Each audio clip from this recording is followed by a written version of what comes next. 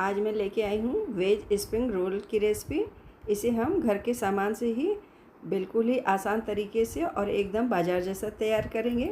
नमस्कार दोस्तों, आपका स्वागत है आपके अपने यूट्यूब चैनल खाओ बनाओ किचन में। तो रोल को बनाने के लिए जो शीट होती है ना, उसे भी हम घर में ही तैयार करेंगे और एकदम आसानी से एक बार में और परफेक्ट। क्योंकि रोल को बनाने के लिए अधिकतर लोग शीट को बाहर से ही लाते हैं या स्प्रिंग रोल बाज़ार में जाके खाना पसंद करते हैं। तो सबसे पहले हम इसके लिए शीट बनाएंगे। तो इसके लिए हमने 1 कटोरी मैदा लिया हुआ है एक बर्तन के अंदर में। अब मैदे के अंदर में हम डालेंगे बहुत हल्का सा नमक, 1 चुटकी के बराबर में। नमक हम ज़्यादा मात्रा में इसमें नहीं डालेंगे। आप चाहें तो नमक न भी डालें तो भी चल जाएगा। उसी कटोरी से जिससे कि हमने मैदा लिया हुआ था उसी से नाप के हम पहले 1 कटोरी पानी लेंगे और मैदे के अंदर में थोड़ा थोड़ा करके मिक्स करेंगे। पानी हम एक बार में सारा नहीं डालेंगे, थोड़ा थोड़ा करके 2 से 3 बार में पानी डालेंगे। घोलते जाएंगे मैदे को और पानी को डालते जाएंगे थोड़ा थोड़ा। तो 1 कटोरी पानी अब थोड़ा थोड़ा करके हमने 3 बार में डाल लिया हुआ है। इस तरह से मैदे को फिर हम बढ़िया से मिला लेंगे। मिक्स करने के बाद मैदे को फिर से हम दोबारा उसी कटोरी में आधा कटोरी पानी फिर से लेंगे और इसे भी हम 2 बार में यूज करेंगे। तो हमने 1 बार पानी डाल लिया हुआ है। जब मैदे को आप घोलेंगे तो खुद ही अंदाज सा मिलने लग जाता है। तो मैदा अच्छे से घुल गया तो इसके अंदर हम डालेंगे 2 चम्मच खाने वाला तेल, जिससे कि शीट बिल्कुल ही चिकनी हो और जब इसे तवे पे फैलाए तो ये अच्छे से निकल जाए शीट। तो इसलिए हमने इसके अंदर में 2 चम्मच तेल डाल के भी घोल लिया हुआ है। तो परफेक्ट सा घोल बन के तैयार हो गया है। इस तरह से चम्मच से आप लेके देखेंगे तो अच्छे से गिर जाए। इस तरीके से घोल तैयार कर लेंगे और कटोरी में मेरा आधा पानी बच गया है। तो 1 कटोरी मैदे को घोलने के लिए हमने 1.25 कटोरी मेरा पानी लगा हुआ है। तो मैदे का घोल खूब बढ़िया से बन के तैयार हो गया। अब हम अपनी आंच पे चढ़ाएंगे एक नॉन स्टिक तवा। इसे हम नॉन स्टिक तवे पे ही बनाएंगे जिससे कि बहुत बढ़िया से बन के तैयार होगी शीट एक बार में। अब इस पे हमने तवे पे 1 चम्मच तेल डाल के इसे पोंछ लिया हुआ है और आँच को हमने धीमी ही रखा है। इसके बाद कड़छी से इस तरह से एक एक कड़छी डाल के जैसे कि हम डोसे को फैलाते हैं बिल्कुल उसी तरीके से फैला लेंगे और आँच को हम धीमी ही रखेंगे। आप देखेंगे 2 से 3 मिनट बाद शीट के चारों ओर से ये उठने लग गई है। तो इसका मतलब ये अच्छे से पक गई है। ये ज़रा भी चिपकेगी भी नहीं और बिल्कुल ही परफेक्ट सी बन के तैयार होगी। यदि आपका घोल अच्छा सा परफेक्ट सा बना हुआ है तो शीट बिल्कुल ही बढ़िया सी एक बार में बन के तैयार होगी। अब इसे रखने के लिए हम किसी थाली या चकले पे या जिस चीज़ पे भी रखें तो थोड़ा सा मैदा छिड़क लें जिससे कि ये चिपकने न पाए। तो मैदा छिड़कने के बाद इस पे हमने शीट को निकाला हुआ है। इसके बाद हम इसके ऊपर भी थोड़ा सा मैदा छिड़क लेंगे जिससे कि दूसरी शीट रखें तो वो न चिपकने पाए। तो बिल्कुल ही सेम तरीके से हम सारी ही शीट को तैयार करके सबसे पहले शीट तैयार करके रख लेंगे जिससे कि स्प्रिंग रोल बनाना एकदम आसान हो। आप देख सकते हैं एकदम रोटी की तरह ये कितनी बढ़िया सी परफेक्ट सी शीट बन के तैयार हो रही है। इसे हम एक साइड से ही सेकेंगे। ये सिर्फ मैं दिखाने के लिए पलट रही हूँ कि कितनी बढ़िया सी शीट तैयार हो रही है। तो पहली वाली शीट के ऊपर ही हम इसे बिल्कुल ही धीमे से निकाल लेंगे और इसके ऊपर भी हम थोड़ा सा मैदा छिड़क लेंगे जिससे कि और भी शीट इसके ऊपर रखी जाए तो वो न चिपकने पाए। तो हमने कई सारी शीट एक बार में बना करके तैयार कर ली हुई है। तो इस तरीके से जब भी आप घर में शीट बनाएं तो शीट को रखने के समय मैदा ज़रूर ही उस पर छिड़क लें, नहीं तो शीट एक दूसरे में चिपक जाएगी और उसे निकालने में बहुत ही दिक्कत होगी। तो स्प्रिंग रोल की शीट मेरी बन के तैयार हो चुकी है। अब हमने कुछ सब्जियां ली हुई है और इसे सबसे पहले हम धुल करके साफ़ करके इसे कट करेंगे। तो गाजर को हम बिल्कुल ही पतली पतली सी स्टिक सी काट लेंगे। इसके बाद हम काटेंगे पीली वाली शिमला मिर्च। हमने तीनों ही शिमला मिर्च ली हुई है, पीली, लाल और हरी वाली। सारी सब्जियों को हम काट के तैयार कर लेंगे।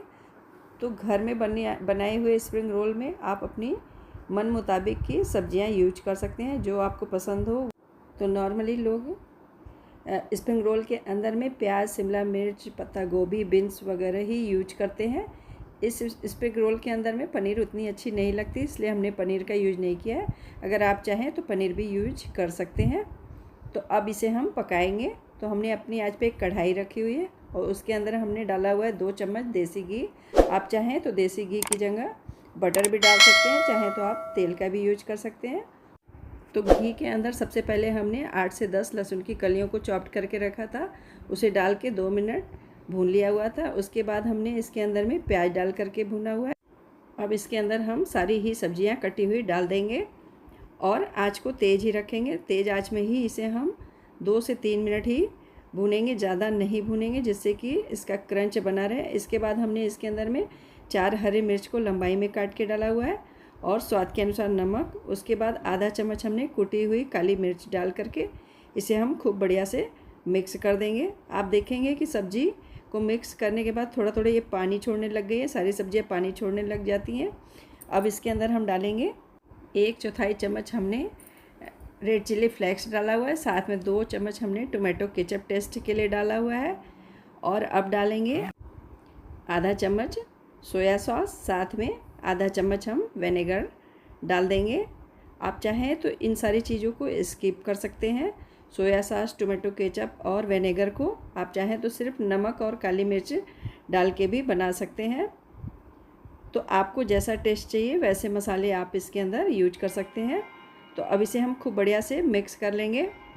आप देख सकते हैं इसके अंदर में थोड़ा थोड़ा सा हल्का सा पानी सा आने लग गया है। तो इस पानी को सोक करने के लिए हम इसके अंदर डालेंगे बहुत थोड़ी सी मैगी, जिससे कि इसका टेस्ट भी बहुत अच्छा आएगा और पानी भी सोक कर जाएगी। अधिकतर लोग क्या करते हैं कि मसाले को मिक्स करने के बाद इसे किसी छन्नी में रख देते हैं, जिससे कि इसका पानी अलग हो जाए, क्योंकि स्प्रिंग रोल अगर सब्जियां गीली हैं तो अच्छी से स्टफिंग नहीं हो पाती। तो इसके लिए इसका सबसे अच्छा ऑप्शन है कि इसके अंदर हमने थोड़ी सी मैगी डाल दी हुई है, जो कि खाने में भी बहुत अच्छा लगेगा स्प्रिंग रोल का टेस्ट।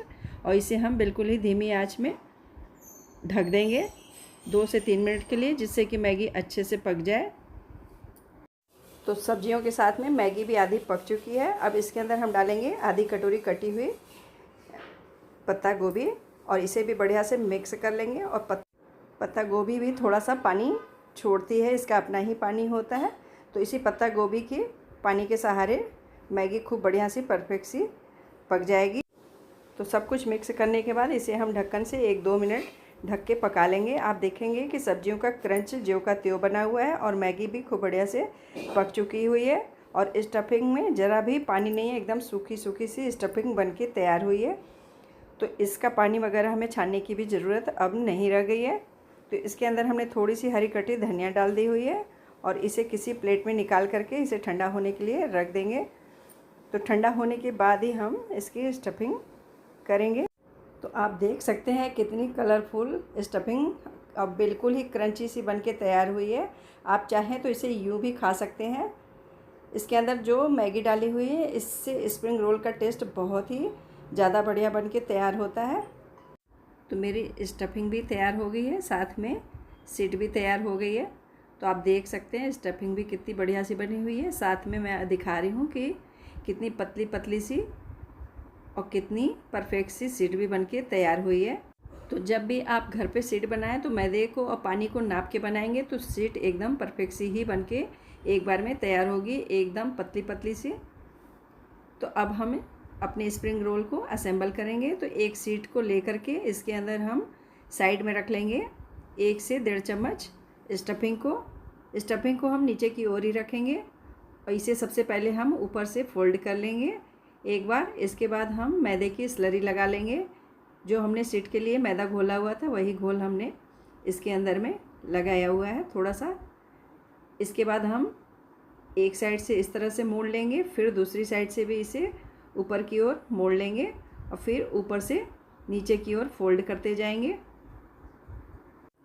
तो इस तरह से हम स्लरी लगा करके मैदे की इसे फोल्ड कर लेंगे, जिससे कि इसकी सब्जियां बाहर को ना आने पाए। एक दूसरी भी मैं इसे असेंबल करके दिखा रही हूँ। इसे हमने दूसरे तरीके से फोल्ड किया हुआ है, हमने 2 बार रोल कर लिया हुआ है। इसके बाद साइड में थोड़ी थोड़ी स्लरी लगा करके हम ऊपर से चिपका लेंगे और फिर नीचे की ओर एक बार फिर से इसे फोल्ड कर लेंगे तो एकदम बढ़िया से परफेक्ट सा रोल बनके तैयार हो जाएगा एक बार में ही। ये ज़रा भी इसकी स्टफिंग बाहर नहीं आएगी। तो हमने कई सारे रोल एक बार में बना करके तैयार कर लिए हुए। अब हम इसे फ्राई करने के लिए अपनी आंच पे हमने एक कढ़ाई में तेल गरम किया हुआ है। आंच को हमने बिल्कुल ही धीमा ही रखा हुआ है। धीमी आंच पे हमने तेल को गरम किया हुआ है। इसमें एक एक करके हम तैयार रोल को डालते जाएंगे और जब ये थोड़ा सा ऊपर से हल्का सा गोल्डन होने लग गया है तो इसे हम इसकी साइड को चेंज कर देंगे और इसके बाद फिर हम इसके अंदर और भी रोल डाल लेंगे धीमे धीमे करके। जो जो ये पकता जाएगा तो रोल को फ्राई करते वक्त शुरू की आंच को हम तेल को बिल्कुल ही धीमी आंच में ही गरम करेंगे। अगर हम आंच तेज़ कर देंगे हाई या मीडियम तो इसके अंदर फफोले से आ जाएंगे। इसे हम बिल्कुल ही जैसे कि समोसे को तलते वक्त आंच रखते हैं बिल्कुल ही वैसी ही आंच को रखेंगे। तो अब हमने एक बार पलटने के बाद इसे आंच को मीडियम कर दिया हुआ है और लास्ट तक हम आंच को मीडियम ही रखेंगे। मीडियम आंच पे इसे फ्राई करके गोल्डन ब्राउन होने तक, क्रिस्पी होने तक इसे फ्राई करेंगे। तो आप देख सकते हैं कितना बढ़िया कलर आया हुआ है, एकदम परफेक्ट सा बनके तैयार हुआ है। इसके अंदर फपोले वगैरह भी नहीं आए हैं। अगर हम इसे तेज़ आंच में तल देते तो इसके ऊपर बड़े बड़े से फपोले टाइप के आ जाएंगे जो कि खाने में अच्छे नहीं लगते। रोल क्रिस्पी इससे नहीं होगा। तो देखा आपने कितना बढ़िया क्रिस्पी सा स्प्रिंग रोल बनके तैयार हुआ है, बिल्कुल ही गोल्डन ब्राउन सा। तो ये सर्व करने के लिए एकदम से तैयार है बढ़िया से। दोस्तों आप चाहें तो इस रोल को आप असेंबल करके फ्रिज में भी रख सकते हैं और जब इच्छा करें तब उसे आप फ्राई करके खा सकते हैं। तो इस तरह से ये कितना क्रिस्पी बना हुआ है इसकी आवाज़ से आप देख सकते हैं। दोस्तों जब भी आप इस रोल को असेंबल करके फ्रिज में रखें तो उसकी स्टफिंग के अंदर में प्याज ना यूज करें, क्योंकि प्याज यूज करने से इसके अंदर में स्मेल सी आ जाती है। तो इसे सर्व करने के लिए आप हरी चटनी का भी यूज कर सकते हैं, टोमेटो केचप या फिर जो भी चटनी आपको पसंद हो उसके साथ आप इसे सर्व कर सकते हैं। तो इसकी स्टफिंग मैं काट के भी आपको दिखा रही हूँ कि कितनी बढ़िया सी स्टफिंग इसकी बनके तैयार हुई है, बिल्कुल ही कलरफुल। और ये बाज़ार से अच्छा स्प्रिंग रोल बनके तैयार हुआ है, एकदम से क्रिस्पी क्रिस्पी सा। दोस्तों अब तक तो आपने वीडियो में देखा ही होगा कि कितना टेस्टी इसका स्टफ़ बना हुआ है। ये बेहद स्वादिष्ट है। इसका वेज मैगी स्प्रिंग रोल बहुत ही शानदार बना है और इसे एक बार आप बनाकर खाएंगे तो बाज़ार का स्प्रिंग रोल खाना भूल जाएंगे। तो दोस्तों मेरे स्प्रिंग रोल की रेसिपी आपको कैसी लगी ये हमें आप कमेंट करके ज़रूर ही बताएं।